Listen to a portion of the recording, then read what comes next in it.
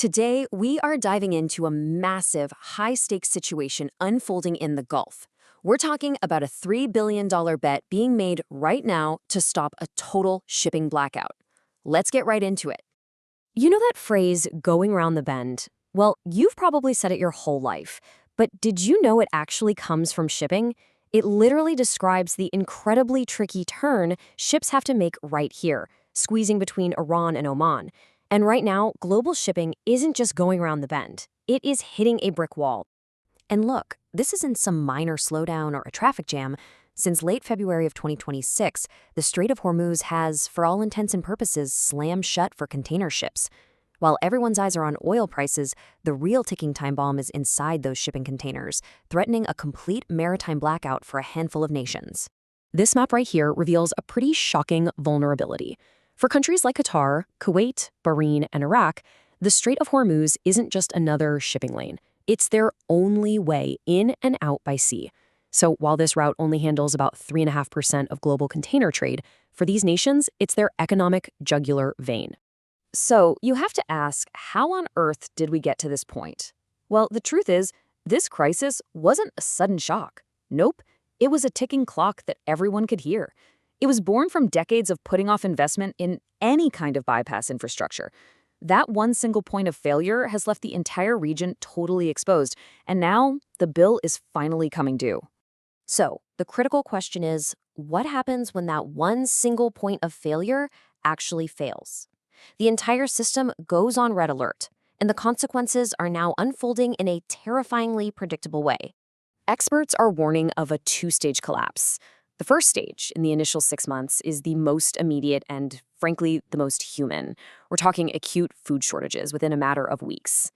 After that, over the next 2 years, the region is looking at a completely devastating economic shift. And at the absolute heart of that economic devastation is this number. Logistics costs across the Gulf are projected to explode by 3 to 5 times. Now, that's not a small adjustment. That's an economic earthquake. And the aftershocks are going to hit every single business and every single consumer. So here's the trigger. This is a mechanism that actually brought the ships to a grinding halt. On March 1st, 2026, the regional insurers issued a 7-day notice of cancellation for war risks. What that means is that any new shipments were suddenly effectively uninsured. And in the world of global logistics, it's simple. No insurance, no shipping. And just like that, trade was paralyzed. But you know, in the face of this total paralysis, governments and logistics giants are fighting back with an incredibly ambitious plan. They're not even trying to break through the maritime wall anymore. They're going around it by creating a brand new lifeline on land. On March 14th, 2026, get this, just 2 weeks after the insurance crisis hit, Dubai and Oman activated something called a green corridor.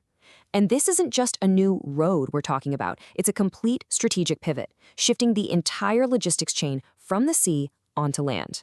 Okay, so the strategy has 3 main parts. First, there's bonded trucking. This basically means sea shipments can land at ports in Oman, like Sohar, and then their cargo gets trucked straight to Dubai without going through a lengthy customs process. Second, a sea-air hybrid model, where cargo is quickly flown from Oman to its final destination, completely bypassing the problem area. And third, this is the long-term game changer, a rail revolution, connecting those Omani ports directly to the UAE. The difference is pretty stark, right? The old route was slow, it was high risk, and ultimately it got paralyzed. This new strategy is much faster and it totally bypasses the choke point. But it's not a perfect fix. Speed is the new name of the game, but that speed comes at a cost, and it's facing a major new bottleneck. In that bottleneck, it's in the air. This new sea-air model is running headfirst into a global air capacity crunch. With a lot of regional carriers grounded, somewhere between 13 and 17% of global air freight capacity is just offline. And that makes every single available spot on a cargo plane incredibly valuable, and everybody's fighting for it. So you can think of the trucking and the air freight solutions as the immediate first aid. But the permanent fix, the one that this whole strategic pivot really depends on, well, it comes with a very, very big price tag. $3 billion. That's the value of the huge agreement signed between Oman Rail and Etihad Rail. And this isn't for some temporary workaround. No, this is the massive investment being prioritized to build the permanent rail connection. from Oman's ports straight into the UAE, creating a bypass that's truly built to last. So, all of this brings up a massive question. We're watching this incredible innovation happen, all born from a crisis. But are we looking at a temporary workaround? Or is this the beginning of a permanent, fundamental shift in how trade flows through the Gulf? You know, the most compelling argument for this being a permanent shift is that the crisis has become a forcing catalyst. It's finally pushing forward the GCC Railway, a vital regional project that's been talked about and put on the back burner for an unbelievable 40 years. What was once just a dream on a drawing board is now an urgent economic necessity. And that brings us to our final question. When the waters of the Strait of Hormuz eventually do reopen to normal traffic, will trade routes just snap back to the way they were before?